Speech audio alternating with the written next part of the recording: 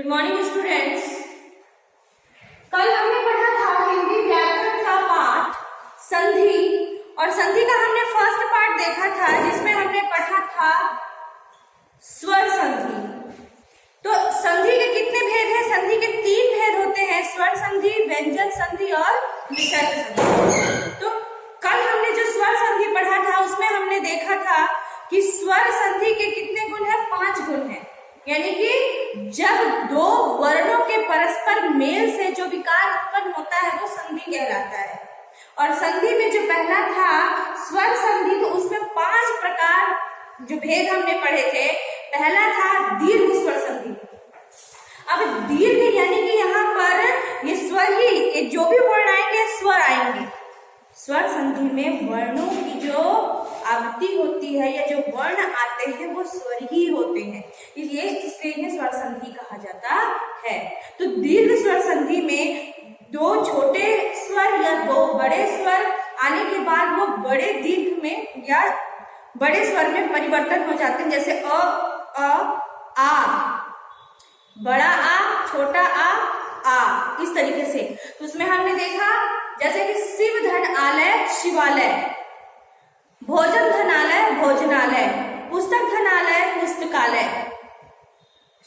तो इस प्रकार हमने देखा कि वो दीर्घ स्वर संधि में परिवर्तित हो गए।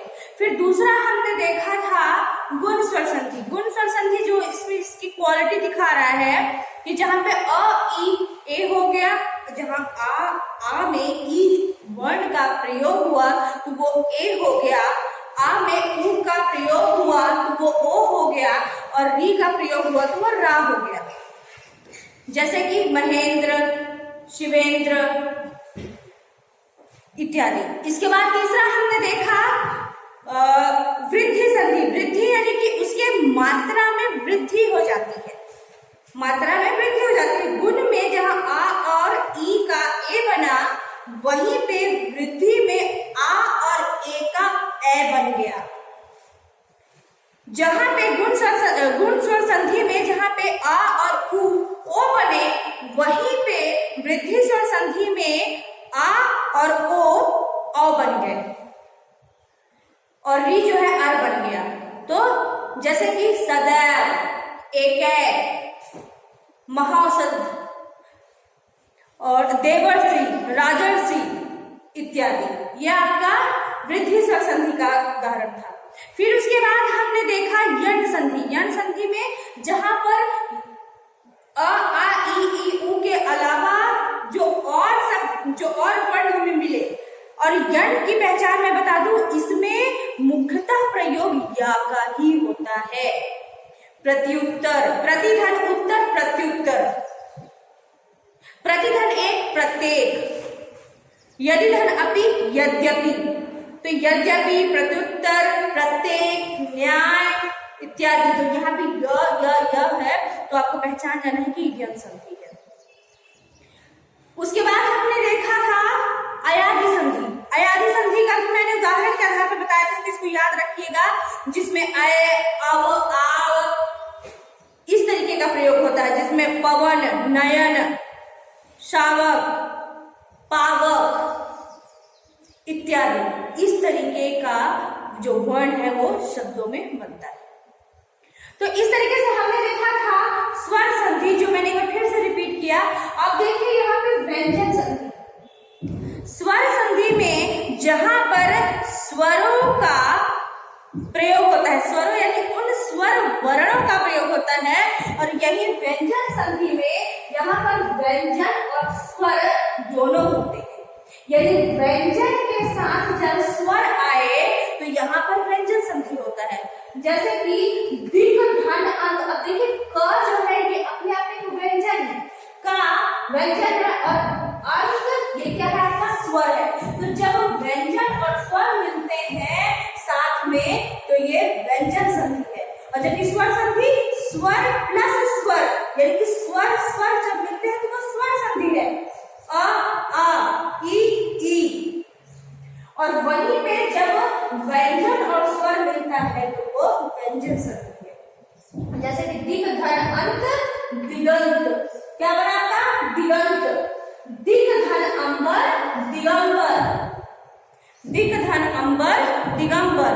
तो कई सारे उदाहरण आपको मिलेंगे, इसमें सिर्फ आपको पहचान लेना है कि इसमें व्यंजन और स्वर दोनों होते हैं। फिर उसके बाद हमने देखा तीसरा विसर्ग संधि। विसर्ग की जो आप देखो इसकी जो पहचान है, जो डबल डॉट लगता है, दो बिंदियां लगती हैं। अब इसमें स्वर या व्यंजन होता है।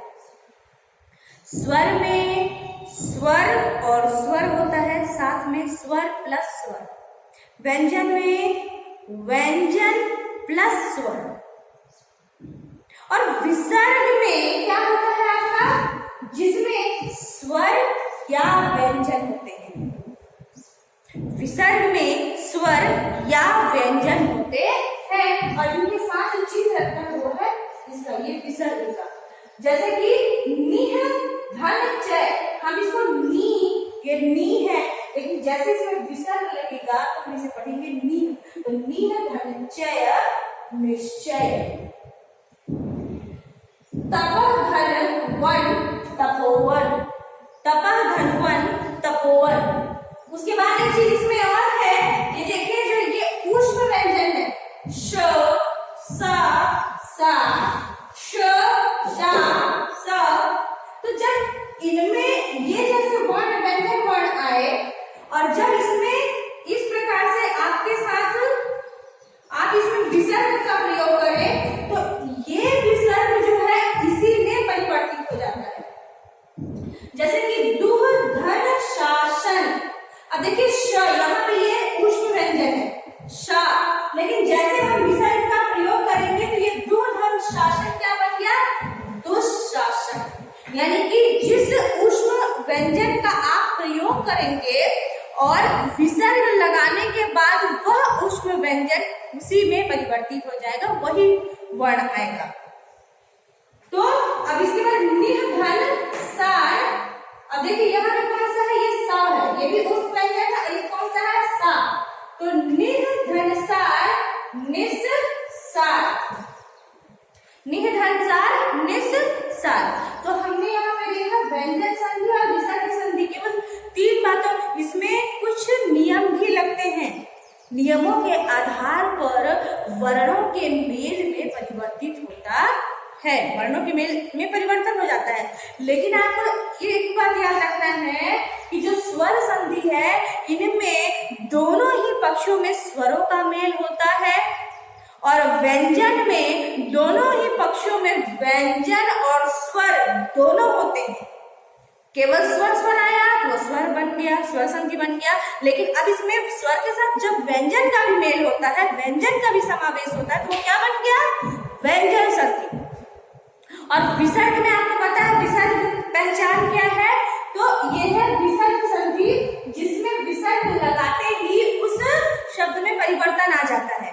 और जहाँ पे ऊष्म व्यंजन है, ऊष्म वर्ण व्यंजन है, इसमें विसर्ग के साथ उसमें कोई परिवर्तन नहीं होता, वो ऊष्म व्यंजन वैसे के वैसे बन के सामने आ जाते हैं। जैसे कि दुर्धनशासन दुशासन, निर्धनसार निस्सार। तो इसको पढ़ना है। आई होप ये कुछ समझ में आ गया होगा, समझ में आ ही गया होगा। और अगर नहीं समझ में आता है तो एकदम आप मुझसे पूछेंगे, कहीं भी कोई डाउट होता है तो एकदम से आप मुझसे पूछ सकते हैं, ठीक है ना। और कोशिश कीजिएगा जो भी एक्सरसाइज है उसको बनाने के लिए, और देखिएगा कि स्वर व्यंजन और विसर्ग, विसर्ग को आप आसानी से पहचान लेंगे, स्वर और व्यंजन को भी। जैसे मैंने बताया कि व्यंजन का क्या है, इसमें स्वर और व्यंजन दोनों होते हैं और स्वर में केवल स्वर ही होता है। तो इस तरीके से इसको ध्यान में रखोगे तो आपको स्वर और व्यंजन को पहचानने में आसानी होगी। Thank you.